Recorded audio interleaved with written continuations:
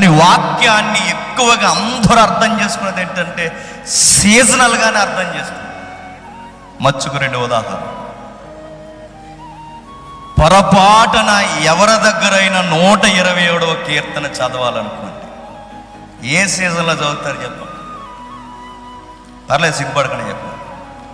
127వ కీర్తన చదవాలంటే ఎవడొకడు పుట్టాలి, లేదా చదవరు. 90వ కీర్తన చదవాలంటే చెప్పాలి, ఎవడొకడు చచ్చిపోవాలి, లేదా చదవరు.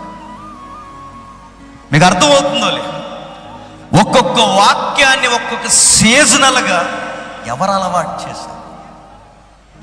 దినానికి ఒకటి, పుట్టడానికి ఒకటి, పెళ్ళికి ఒకటి ఎవరు చెప్పారు? ఇదేమన్నా మంత్రాల పుస్తకం అలా చదవమని బైబిల్ రాయించాడా? ఓపెనింగ్ ఒకటికి, నడిస్తే ఒకటి, శుభకార్యాలు పేరిట ఇవన్నీ ఈ ప్లకార్డ్స్లా ఎవరు తయారు చేశారు?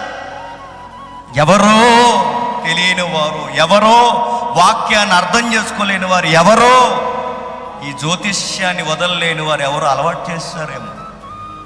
ఏమో ఆ విధానంలో మనం ఎంతకాలం కొనసాగినా మనకు బైబిల్ అర్థం కాదుగా అర్థం.